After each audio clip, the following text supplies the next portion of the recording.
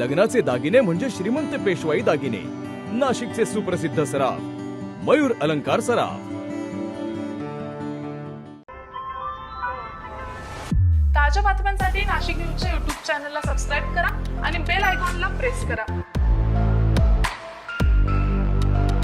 नाशिकमध्ये ring road बाधित शेतकऱ्यांचा प्रश्न पुन्हा एकदा पेटलाय. काही दिवसांपासून सुरू असलेल्या चर्चांनंतरही ठोस निर्णय न झाल्यानं शेतकऱ्यांनी थेट भारतीय जनता पार्टीच्या कार्यालयावर तीव्र आंदोलन छेडलंय. मिळालेल्या माहितीनुसार जिल्हाधिकारी कार्यालयात यापूर्वी सकारात्मक चर्चा झाली होती, मात्र त्यानंतर शेतकऱ्यांना उपेक्षित न्याय न मिळाल्याचा आरोप करण्यात येतोय. याच पार्श्वभूमीवर 2 दिवसांपूर्वी भुजबळ फार्म येथेही शेतकऱ्यांनी आंदोलन केलं होतं आणि आज थेट भाजप कार्यालयावर धडक देत आपला संताप व्यक्त केलाय. या आंदोलनादरम्यान छावा क्रांतीवीर सेनेचे अध्यक्ष करण गायकर यांनी आपली भूमिका स्पष्ट केली आहे. घेराव आंदोलन सुरू केलेलं आहे.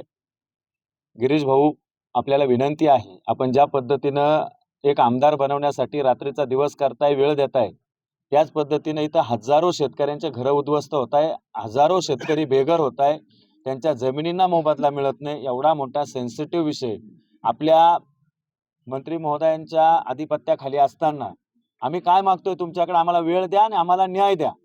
तुम्ही या आंदोलनाला उगाच राजकीय वळण देऊ नका.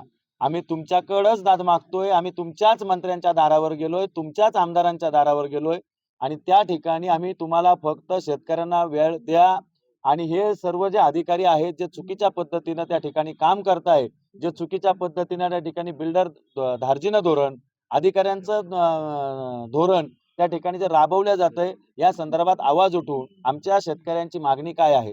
ज्या ठिकाणी चुकीचे अलाइनमेंट झालाय त्या अलाइनमेंट बदला, ज्या ठिकाणी शेतकऱ्यांनी सहमती दिली आहे त्या ठिकाणी योग्य मोबदला द्या. एवढ्या सगळ्या गोष्टी करत असताना तुम्हाला इतके साधे प्रश्न सोडवायला जर आमच्यासाठी वेळ नसेल तर मग आम्ही भारतीय जनता पार्टीच्या दारात नाही यायचं तर मग कोणाच दारात जायचं? तसेच या संपूर्ण प्रकरणावर आमदार सरोज अहिरे यांनीही आपली प्रतिक्रिया दिली आहे. माझ्या देवळी मतदारसंघामध्ये 25 पैकी जवळपास 22 गावं आहेत ज्यातून हा रिंग रोड जात आहे.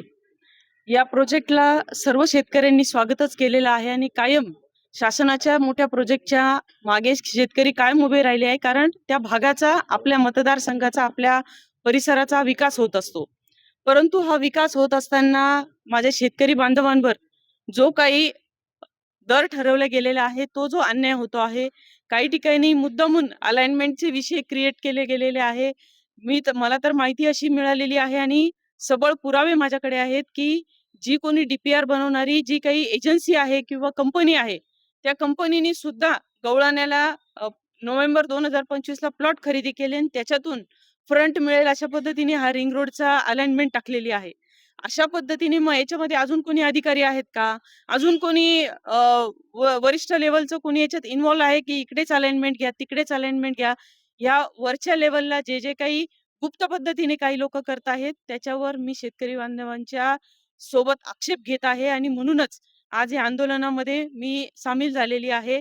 आणि आत्ताच आदरणीय गिरीश भाऊ महाजन यांच्याशी फोनवर चर्चा झालेली आहे.